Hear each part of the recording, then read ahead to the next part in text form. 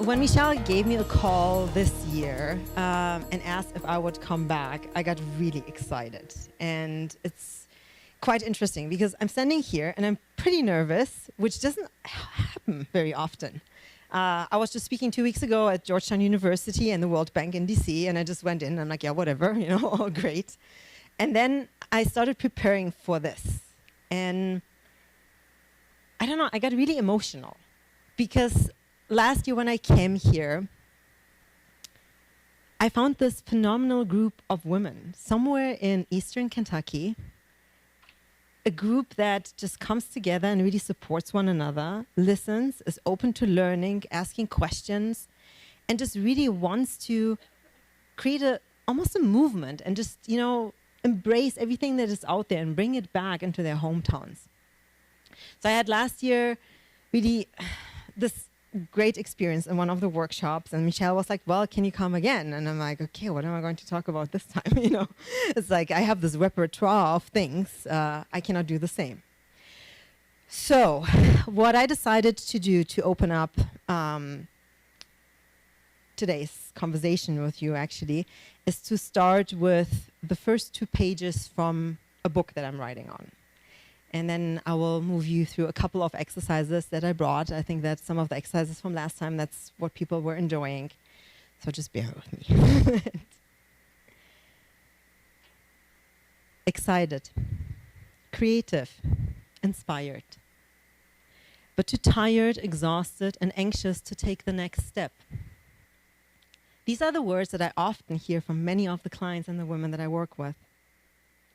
Many describe their lives as feeling stuck, living in a limbo, somewhere between feeling of duty and desire to follow their dreams. This is often followed by being afraid of not being good enough. Devana brought that this morning to us. Being afraid of speaking up. Because maybe you have had several experiences when someone has tried to put you down. So now you're feeling this constant pressure, this memory, this emotion that comes with it. Very early on, I realized that living on an island of constant service to others and somehow fitting that existence around a career wasn't something that I was prepared to do. But as with most women, that wasn't necessarily a choice available to me at the time, at least not a choice that I could take without suffering repercussions and constant social pressure. And yet, most of us really want to do more.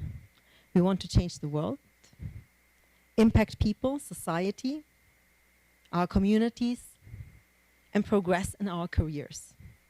We want to work out more, eat healthier, spend more time with family and friends, and be more joyful. But we also want, at the same time, to be the superheroes at work. And in the meantime, the society is asking awfully lot of us. The demands and expectations on women are never ending. That's why the lines between what we want and what we are being taught that we want are sometimes very blurry. Thankfully, today, these lines are becoming more visible as more women are finally speaking up. And because we have finally more and more events such as this. However, the obstacles we need to overcome don't come just from the structures we live in, they also come from within ourselves. Or rather, from what we have subconsciously incorporated as part of ourselves. And this is where the question of who am I really originates in. And who are you? The question, who am I, is simultaneously simulated by an inner sensation and an emotion that tells you that something is out of balance. This can be highlighted by feeling as if life just doesn't feel right, by not feeling satisfied or joyous anymore about your achievements, even though you have the perfect family, even though you have the perfect position, even though you have the perfect career. Sometimes Also, you know that something is off because you're tuning out specific conversations. Or it's difficult for you to tell your inner circle how you really feel.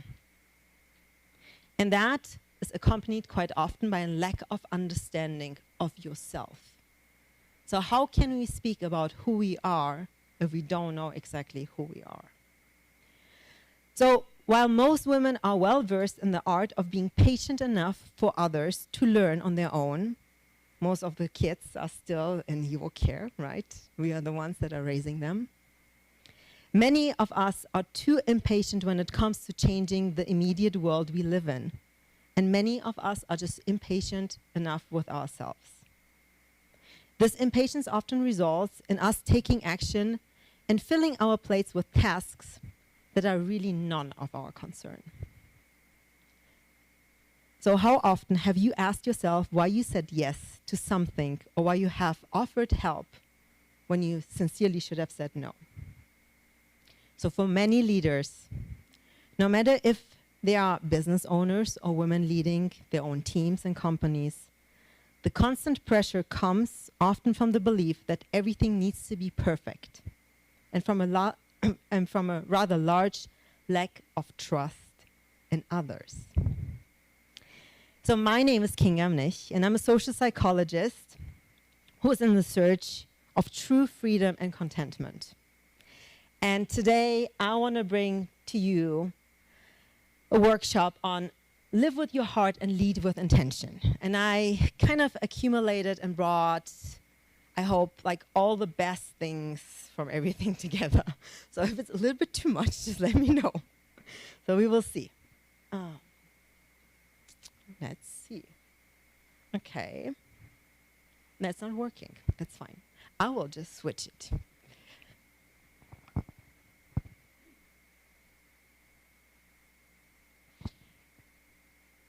So the first step or the first pillar of really understanding who you are or asking yourself the question, who am I, comes actually from the notion and understanding of what is your purpose and where does your purpose originate. And Michelle asked me to share a little bit about my own personal story, and I was first refusing. I usually don't share a lot about my personal story, but why not? And I think when she did that, it released something within me, and I understand now why.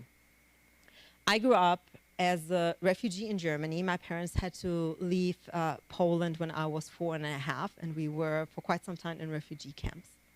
Now, that part actually of my childhood plays an important role because it really ignited a specific fire in me. Everything that I do now, every topic that I speak about comes from that memory of everything that I was going through and kind of, had to deal with. And there are two ways of, looking back at our future, at our past. One is kind of, oh, you know what, I feel sorry for myself, all these things happened, so on. Or you just kind of like see the lack in society. And I think that as women, because we serve so often to the people around us, to the communities, we can find actually the spots that we can improve. So what is something that you want to improve that is actually in line with who you are? Thank you. With who you are and what does really inspire you? I remember it, I was 15 years old and I was in school and my parents were at a teacher's meeting and the teacher was telling my parents, most likely she will never finish school. And my parents were sitting there and they were like, yeah, if she's going to be a cashier, nothing against cashiers, but if she's going to be a cashier, then you should be applauding her. The reason for that wasn't my grades. I was an A student. There was nothing wrong with my grades. But it was the accent that my parents had. My parents had a Polish accent. There's no way, you cannot ever get rid of a Polish accent, like no matter what you do. It just doesn't happen. And the other day, my dad called me and he was like, you know what, I met your old teacher. And I was like, well, she has 3 degrees and a PhD and has lived around the whole world and has a UN award. So how do you respond now to this? It was kind of like interesting because what that teacher said back then to my parents and what was repeated to me really ignited a fire. Every time when I see someone and I see that something was broken in that person, I just go ahead and I'm like, we need to fix this. Like, we're going to do that right now. So let me see if I can go into the next slide. Can we just click into the next slide? Oh, perfect. And next one. Thanks. So when you look at yourself and you remember difficult situations, the difficult part of the situation usually comes from a sensation, an emotion, as how you feel or how others made you feel, right? Because if I say something to someone and there are no emotions in it, like if I say this jacket is blue, right? There's no emotion in it. I didn't criticize it. I didn't compliment it. It's a blue jacket, right? It's a pink skirt. Now, if I go to it and I say, this is a blue jacket, I really like it, you know, and something else comes up with it. So what we are doing actually in our conversations, in our interactions, we are either raising energy or we are bringing it down. And I don't even mean in a spiritual way. I mean literally in a chemical way. Because what we are doing with words and tone and the way we are interacting with one another is we are creating chemicals within one another. So when it comes to emotions, there are two parts of them. One, the inner sensation, the things that are happening within you. And the second part, the social, cultural part. Just to give you an example, maybe, so I'm basically German, right? I was 4.5, and being raised in Germany, you don't have a lot of emotions. You certainly don't have a lot of positive emotions, right? It's a society of contentment. So when I'm here, sometimes specific areas, and I listen to someone, and you will look at my face, and people will be like, "Are you angry? Are you not happy?" And I'm like, "Well, no, I'm completely content. I'm listening to you." But no, the US wants to have a big smile, right? Big smile means like, I'm happy, I'm listening to you, everything is great. Or another example, I was an au pair in New York when I was 19. And for my birthday, I got a gift from a friend. And it was a beautiful gift. And I said, "Thank you." And she's like, "Do you like it?" And I'm like, "Yeah, it's good." Which translated means it's practical, it's perfect, I really like it, you know. But like as a German, you're like, you know, yeah, it's good. I'm not going to return it, you know, so I'm keeping it. It's like, now, that part of emotions, that cultural, social part of emotions is something that we rarely talk about. Because we all assume that emotions are something that is private, right? So when you cry, don't cry, you know, because then I have to be part of this. I don't want to see you cry. I don't want to see you, you know, do something that might affect me negatively. Emotions are private. And I love it also when I go to corporates and teaching in corporate settings, and people are like, "Yeah, but you know, we have to be rational and logical." And I stand up and I'm like, the only time when you're able not to be emotional is when you're dead. Because emotions are these chemical reactions that are coming up. Now, the interesting part is when you have an emotional surge, right? You're feeling something, you feel anger or you feel happiness. The emotions dissipate within 90 seconds. They don't last longer. So when people are like, "Oh, I've been angry for the last 3 days," I'm like, "Really?"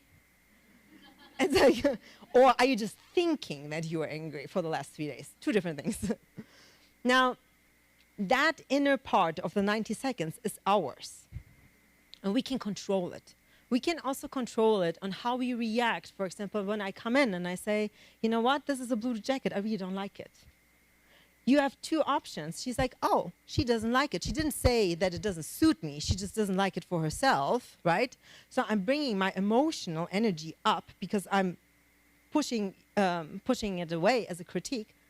Or you could say, "Oh, she's criticizing me for having chosen such a jacket."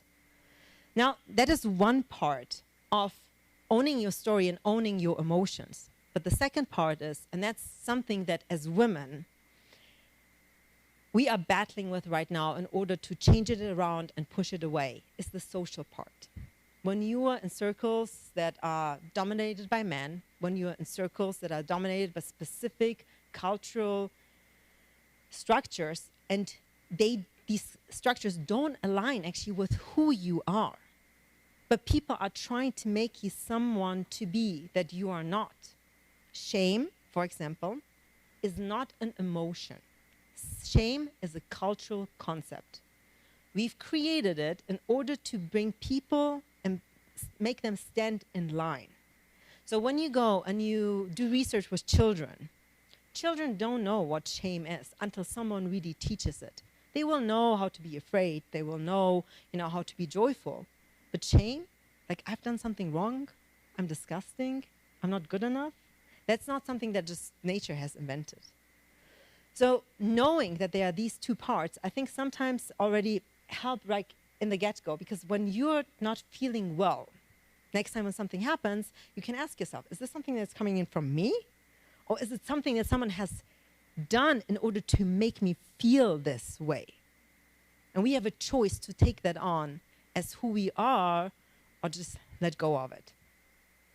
So what I've created with a couple of colleagues along some research is an emotional compass.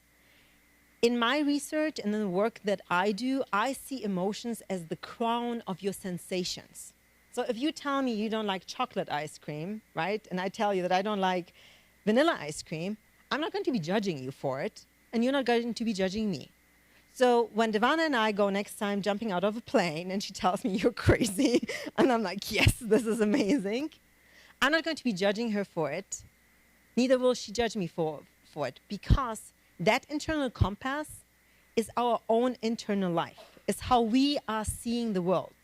So the internal compass can help you to navigate. This is a good decision. This is a decision that is aligned with who I am. Or this is a decision that just isn't aligned with me because I'm afraid, and then I can dig deeper into it. Now, you just see 4 emotions listed on this, right? And I'm sure that some of you have seen these humongous emotional wheels, with like 392 words for emotions. There's really no need for it because these are our 4 basic emotions. We can bring any kind of other word back to any of those 4. But knowing this very simple concept, you can understand, like, does this make me sad? So I'm losing something? Am I afraid? Do I need to understand what is holding me back? What are the obstacles? Is this making me happy?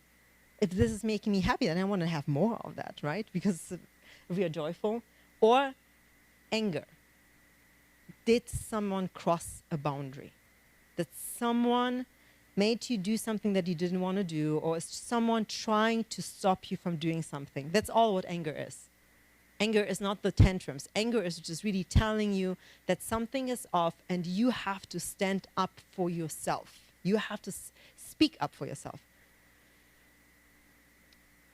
So, with that, how easy is it for you to take criticism, but also applause? And I'm bringing this up right now because with all the emotions that are going on, I think for us women, it is really difficult to accept criticism, but equally as hard to get applause. So I would like to have 2 volunteers. You have 1 and the second one. Anyone else? Okay, I will show you what we're going to do, and then you can see if you want to volunteer as well, okay? So I will start with the first volunteer. Can you tell me your name? Dana Winston. Can you stand up? Okay. I would like you to tell all of us 1 win that you made in the last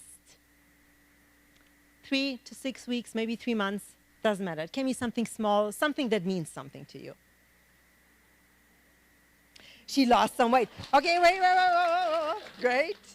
I would like all of you to stand up and give her a standing ovation for having lost weight.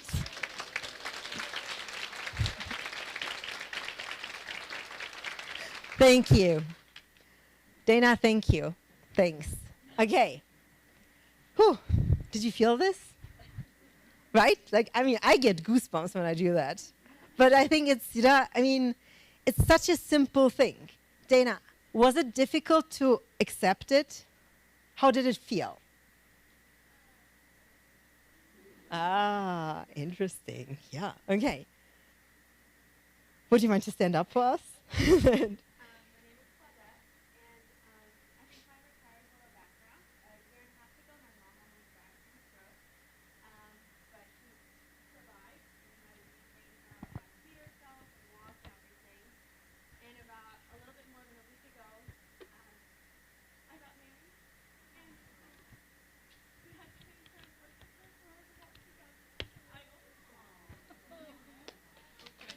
everyone. Stand up. That's fine. Thank you.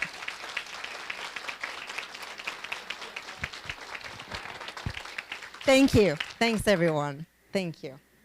That brings tears in my eyes. Thank you. Thanks. Do you want to?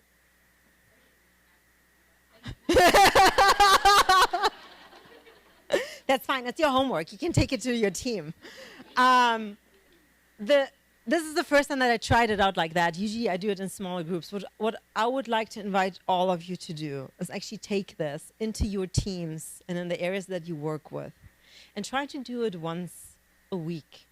Because we as women are being taught to continuously suppress our emotions. Emotions are not good. They are destructive. They cannot help you to make good decisions. They cannot help you to make rational decisions, right? They are just, I'm like, yeah, 2008 it didn't happen because men have their testosterone under control. I mean, it was like, sorry, it's the opposite. So, it actually has been shown that women perform much better in crisis than men because we don't have that much testosterone, but okay. So try to take it and just do it to one another. Just give each other that gift of just really fully being able to embrace, to celebrate one another's small wins. Thank you, you too. So I'm going to jump through some of the things. We have enough time. But you can also have these slides if you're interested. But there are 4 levels of emotional intelligence. Now, the concept of emotional intelligence has been created mostly by male scientists. Just keep that in mind, okay? But we do use that sometimes just to adapt it because I think that's a good framework to work with. The first thing when it comes to emotional awareness is the self-awareness, right? Being able to understand what is happening within you. What is that sensation in your tummy? Is that actually fear or is it excitement? Which is basically the same chemical expression. Now, the second one is the self-management. When you suppress your emotions now for several weeks, and then someone comes and they just tip you into the right direction and you explode, right? The anger now has filled the bucket, and are you able to bring yourself down? Are you able to actually control it? Are you able to use your compass and say, hey, I don't have to create all these negative chemicals within my body, which are unhealthy for me, but I can take this out and understand this is anger. This is what they did. So I have to speak up, right? Or this is sadness because I've lost someone. Or I am having tears because I'm so overwhelmed with happiness. Now, once we are able to do these 2 things, we can then start helping others because we become more socially aware of what's happening around us. I like to use sometimes the example of envy and jealousy. 2 terms that I think are like, we're not going to be talking about that, especially as women. This is bad. This is, someone told me, like, you can't say, like, I said to someone when I was living in South Africa, I'm so jealous that you got this position. Like, I would love to have this position. And I was expressing really, this is so amazing. And she looked at me and she's like, it's a sin. And I'm like, whoa, a sin. I'm like, okay. I learned, if you express it, it's better, but okay. But when you see, and unexpressed, it can become something very toxic. Expressed, we can control it, we can share it with one another. Helping others to express what they are feeling is what we call then social awareness. And then the last step is you are able to actually manage it and help others to really manage their emotions. Manage emotions in teams when you see that something is not going right, bringing people together, allowing them to communicate with one another. So the next part, I think in order to also understand who we are and be able to be the leaders that we want to be, but also live our life really with our heart and with our full passion, is to set boundaries. Now, how many of you are good at setting boundaries? Okay. 1, 2, okay, yeah. Okay, I'm really good at setting boundaries. It wasn't always like that, but at some point, I don't know, I decided I'm not going to be caring anymore about what people think. I will just decide when I care about who I care and what matters to me. The rest is just a matter of me actually setting boundaries. So that's the reason why I thought, why not? I will just share that today with you, and let's discuss it a little bit. Why is it important? So the first thing I think when it comes to boundaries is confidence. I think the question of, are you able to step into the room and say, you know what, we are not going to be starting this meeting anymore at 8 a.m. because I need to bring my children to school every Monday. We are going to be starting it at 9. Done. Now, there are two ways of doing it, right? The way I did it, but that's also a very German way, so it doesn't work everywhere. But you could also come in like, like 8 a.m., like I barely make it, it's just not so good, and I might have to, okay, no one is going to take that serious, right? And I'm not asking you to be manly dominant. What I'm just saying is, when it comes to setting boundaries, we need to have some confidence in it to express what we need. A lot of the times, the people around us don't know what we want or what we need. And we will do these, subconscious dance and be a little bit like, we could do it a little bit differently. What does that mean? Like, what does differently mean? Give me an example. So confidence and working on your confidence is, I think, the first step in order to be able to set concrete boundaries. What is confidence? I think that's something people always come in and they throw in these terms. From a scientific perspective, there are 4 layers to confidence. Feeling, how do you feel in that moment about yourself? Belief. Do you believe that you can tackle no matter what problem comes your way? Attitude. That's one of my favorite ones. Attitude. I feel like all of us should actually have high heels, and just like walk around and just like show attitude, like I'm here, I'm taking the space, I'm taking room. All of you should be taking the space. Like in a plane. When I sit in a plane and I have a man sitting next to me, the very first thing that I do is I put my elbow next to it. It's mine. I'm like, you might be friendly and you might be kind, and I don't know you and I'm prejudging you, but for centuries, we were not doing that. So I will be just doing that. Like, it's like, done. What is your, yes, so what is the attitude that you're bringing, And I'm not saying go in and brag and try to override whatever comes natural to you. I'm just saying, just allow yourself to be present, to not hide. And then, of course, the fourth part is the actions that we are taking, right? It's just not enough to believe that you are good at something, but if you're not taking the action, people are not going to believe you that you have the confidence. So confidence comes in all these 4 areas. You need to just kind of like figure out how to use it. Now, the next thing when it comes to setting boundaries is, and I love that one when I work with people, I can't make decisions. Making decisions is really hard for me. And then someone comes in, no, it's easy, it's just logic, just rational, just like take out your piece of paper, write down pro and cons, and people are like, I did my pro and con list, I still can't make the decision. Even though like pro is like 7 points and con is just 2. Yeah, because if it doesn't feel aligned, and if it's not the right thing, you're not going to be able to make that decision easily, meaning you're also not going to be able to set the boundaries easily. So, there is some research. It's actually based on neuroscience that showcases that there are 7 pillars of making an aligned decision. Now, because who of you has bought a $200 or $300 pair of shoes, or maybe even more, because it was logical? Right? I mean, it's like, sure, I'm going to Louis Vuitton, spending the $800. It's so logical. Like, it's rational. Like, you come home and you're like, husband, this is like the most ergonomic, best pair of shoes, was just $800. I have to go to the chiropractor once a month on top of that. But now, so of course not, because there are multiple layers to us making decisions. And the 7 layers are emotions. How do you feel about that? The physicality. What is our body telling us?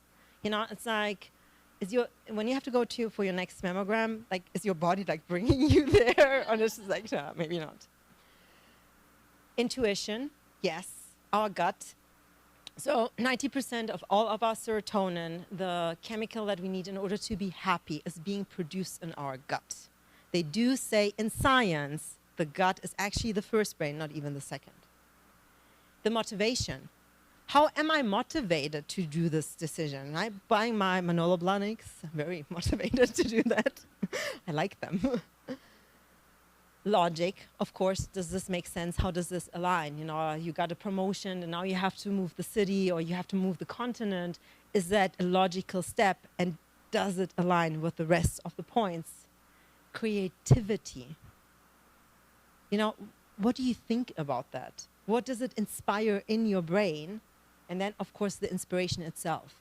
Like, if I got a call a few weeks ago to speak at Georgetown University. Yeah, I'm inspired by that. Like, I will speak there. Of course, you know, and then with that, I also feel my emotions, you know, they're rising. My physicality is telling me, yes, you know, we are going to be confident. We are going to be taking the stage. My intuition is telling me that's the right, like, this is something that you wanted, you know, when you were 22 and you were reading about these universities, and that was one of the universities that was on the piece of paper. And of course, logically, it makes sense, you know, we don't have to question that. So this is something that I've seen how it helps people, you know, like when you look and you write it down and you're like, I need to make a decision that is really difficult, check your entire body. Check what's happening, check how you're moving with it, and then make the decision. So why does boundary setting start with yourself? The examples that I've been giving started all with setting boundaries for your colleagues, maybe, you know, maybe the kids need to help out more in the household or whatever it is. But honestly speaking, quite often, if we are struggling in setting boundaries for others, we are also struggling with setting boundaries for ourselves. And what I said very much in the beginning, how many of you say yes to things that they should be saying no? Right? So what are the boundaries that you need to set for yourself in order to be able to succeed and actually do the things that you want to do? If you say yes to something that is unimportant, you say no to something that is important for yourself. I'm sure that you've heard that quote many, many, many times. But it is so relevant, and that's the reason where boundaries start with ourselves, setting the boundaries to ourselves. I had to change my entire way how I'm actually starting my day because of something that's happening in my body. But instead of starting my day with working, I have to exercise. So when I exercise, I'm just so, you know, flying through the day. If I don't, I just want to take a nap for like 4 hours like throughout the day. So I realized that I have to now change everything. And a lot of, you know, my clients are like, yeah, but I want to have, you know, a 9-hour session. I'm like, well, you know, at 9 a.m. I'm like, oh, I don't do 9 a.m. anymore. Sorry. But it was really difficult to do it for myself first before I was able to do it to someone else. So why is it also difficult to set boundaries overall? Because there are a lot of people that are still going to be pushing the boundaries and are going to even start nagging, well, you're not a good friend anymore. Why are you not willing to help me move? Oh, mom, you know, but my mom, for my best friend, she's doing all these things. Why are you not doing this anymore? Why are you not trying to do that? The husband is like, what? You want me to vacuum now? Like, but my career is more important than yours, you know, something like that. So that external pressure is something that is in constant negotiation, right? We are consistently negotiating these parts. Why do we need confidence? We went into this. And then assertiveness, right? The way you present yourself. If you say no, you say no. So before I go, I have one slide to help you to say no, but I do want to go into the concept of fog, which is one of the things that really hinders us from setting the boundaries and just going into situations confidently and saying what's actually going on. Fog. Fog stands for fear, obligation, and guilt. Right? We fear that someone's going to be criticizing us. We fear that we are not going to be good enough.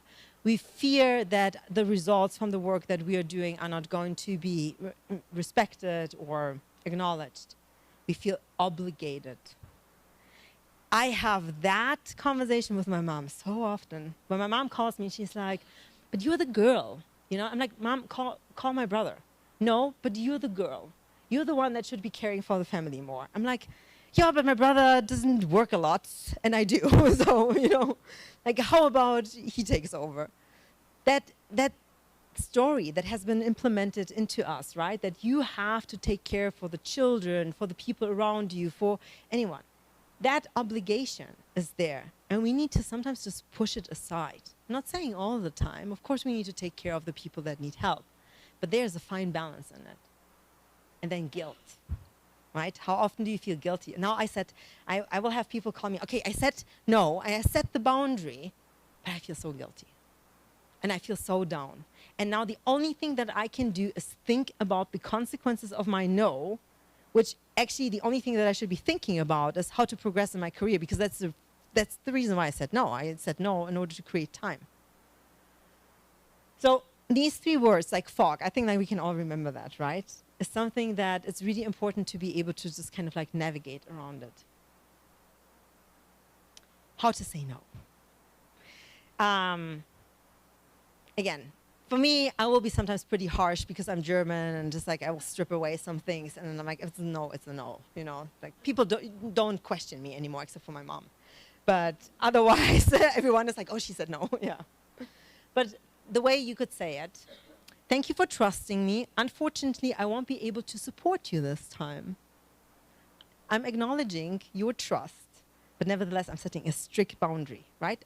Unfortunately, I won't be able to help you. But with the thank you for trusting me, I'm acknowledging, you know, that this is an honor. My focus has shifted. I'm no longer involved in whatever. I won't be able to help you. There was a time when I was helping people a lot with social media, because this is something that I've been doing on the side for a lot of businesses that I've been working with, and I've been good at it. So people still come to me, can you do this? No. But why? Because I'm not doing it anymore, so I'm not on top of the game, right? Unfortunately, I'm fully booked. Please ask me again in a couple of months, right? Sometimes it's just not the right time. And also, please ask me. Don't wait for me to come to you because you asked me for a favor. People will be like, oh yeah, then just call me when you have time. No, it doesn't work like that. You want something from me. You better remember it. Like, yeah. I feel honored, but I'm currently fully committed in another project, and I won't be able to give you or your project the time it needs. I think that's one of my favorite ones, right? I know what you're trying to do, and I think that this is the position in which we are quite often. We all want to help, and we see all these amazing things that so many women are starting to do, and I would want to help everyone, but we just can't. Like, I mean, like, if I'm working on 500 things, as much as I believe that being multi-passionate is great, and it works for a lot of people, there is a border to it as well. So, leadership, right? So we are living with our heart, and we are leading with purpose and intention. How do we do that? So first, again, you have to lead yourself in order to lead others. If you're trying to help others to become their best version, if you're trying to help your team to understand what they are really good at without knowing what you're really good at, how are you going to do it? So you have to first lead yourself. So learn to care about what matters to you first, and understand how you can become better in it. Right? Understanding what your own skill set is. And your self-worth as well as your strength. I put in, you don't see it very well, a website in it. It is a test from a Positive Psychology Institute that was created by Martin Seligman. He was the founder of Positive Psychology, or he is still the founder of Positive Psychology. The VIA Institute. The test is free. There's a longer version that they charge a bit, but you don't need it necessarily. The first one is for free. This is Positive Psychology in action. It's a beautiful test. And here's the thing. You're not going to get a number out like you're number 1 or you're number 7. What the test does, it helps you to understand the 3 strengths that you've been born with. So in positive psychology, we say, don't focus on something that you're not good at. Find what you're good at and put even more intention into it, because you're going to become better. And that's what we should be also asking of our team members. So this is a really simple, it's a long test, but it is pretty simple, and it helps you to kind of like understand where you can navigate, but also understand where you have to ask for help. And I think that's a really important characteristic of good leaders. If you cannot ask for help, you won't be able to lead. Because leading means that you're surrounding yourself with the people that know things that you don't know. Right? We had, Devana was talking about surrounding yourself with the people that just support your intentions. Same thing with the team, right? You need to know what you're good at. I don't need to hire someone that is really good at what I do, but I need to hire people that are good at details. I don't care about details. Like, I'm just like, this is the goal, and I need to like sprint, you know? So I need like people around me that will be like, oh, wait, but there's something, right? Knowing that just helps you to navigate, you know, through your team, but also through your own life.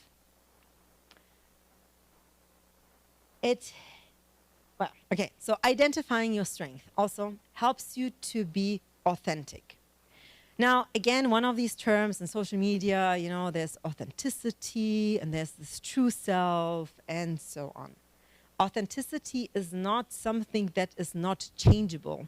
There's nothing in you that you've been born with and it's fixed. We all continuously create and recreate ourselves because we learn and we decide who we want to be. So authenticity is a very flexible terminology. Understanding what you're good with, the traits, the skills, that's something that many of us have been born with. A lot of us, you know, some of us have been born with more grit. Some of us have been born with more mathematical and analytical thinking. Some of us love to talk more. Some of us like to network. Some just want to be, no, I don't. It's fine. That are traits. That's not necessarily who you are, but it is something that helps you to be who you want to be. So being authentic, understanding these strengths, helps you to be humble because it helps you to ask for help. And when I talk about being humble, I don't mean, you know, like, I don't never talk about what my wins are, you know, that is not humble. That is pulling yourself back. That's putting filters on who you are. Being humble means that you know when you don't know and when you need to go out and get others to help you to find the answers. Also, knowing your strength, I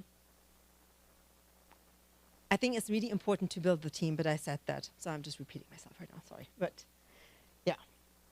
So, what is true authenticity? And how can we remember that without going into social media and getting all these, you know, terms that have been like thrown around? Your actions correspond with your inner beliefs.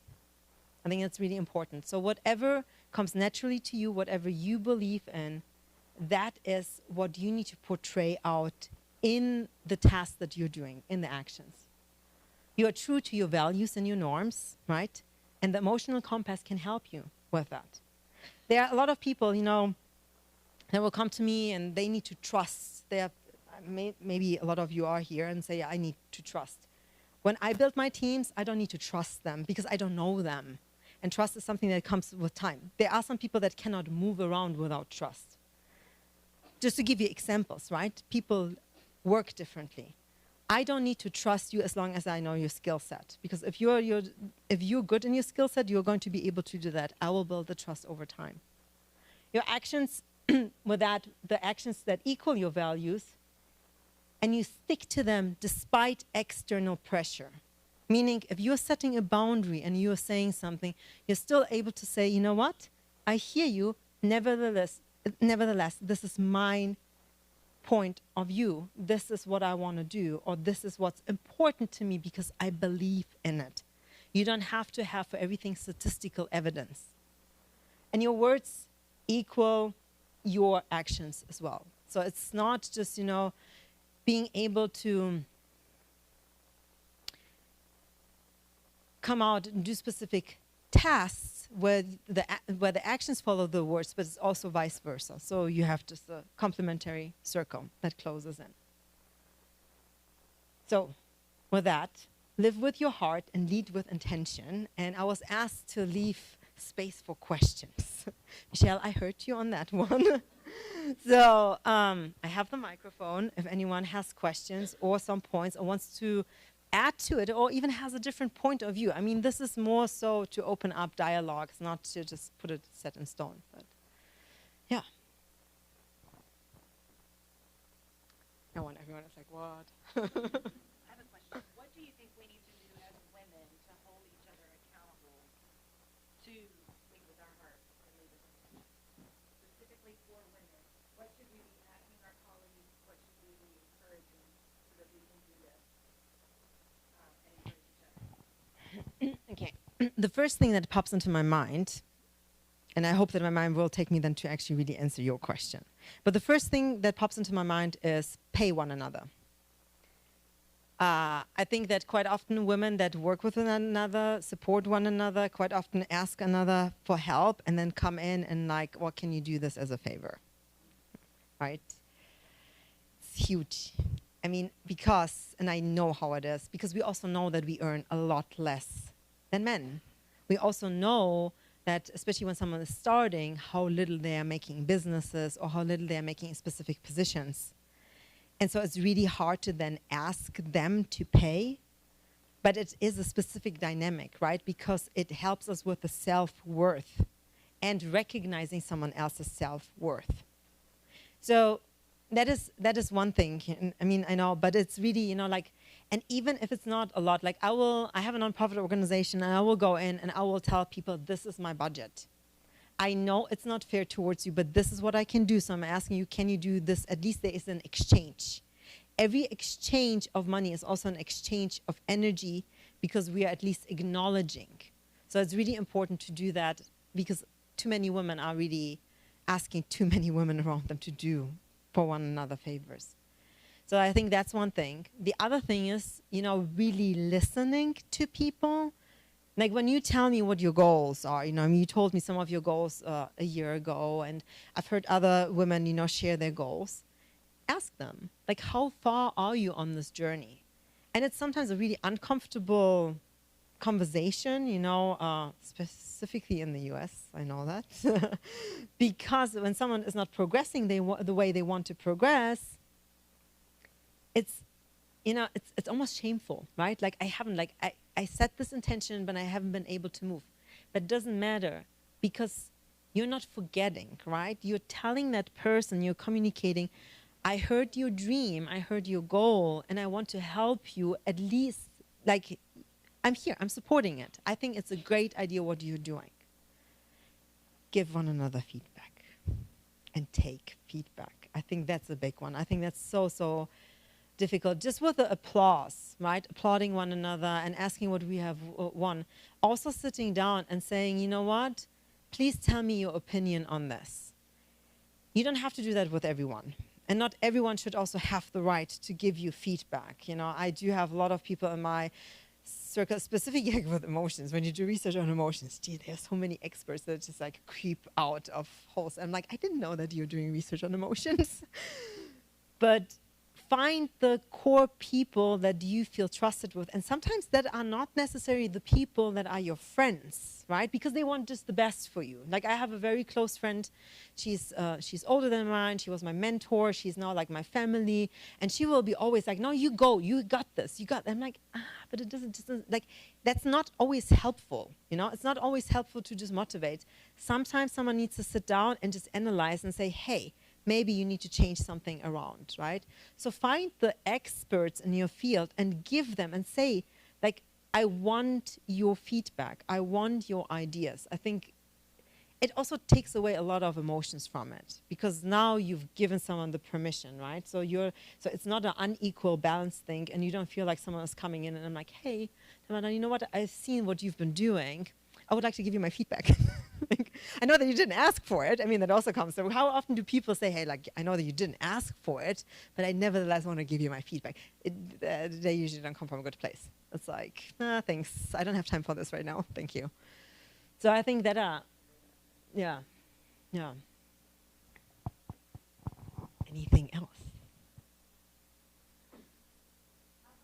Yeah, yeah.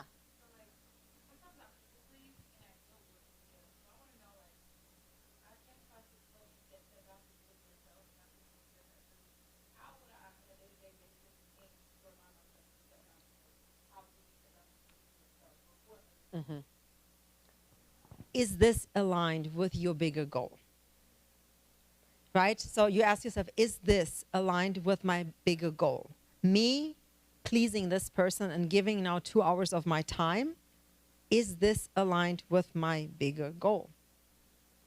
And I think that's the reason why it's so important to know who you are, and outside of not just like who you are as mom, you know, and a strategist or a banker or whatever it is, but like who are you, right? I'm a creative world traveler. I'm a perpetuate immigrant. That's what I am first, before I am a social psychologist or any other title that people have given me. And then I see, you know, like, how is this aligned to my bigger goal? What are my bigger goals, right? You can have also multiple bigger goals. So just reminding yourself really, like, is this helping me to move forward? It could be a side track that is not just like a side, but like, you know, side like forward side. That's okay. Yeah. But I think that's what I ask myself. Yeah.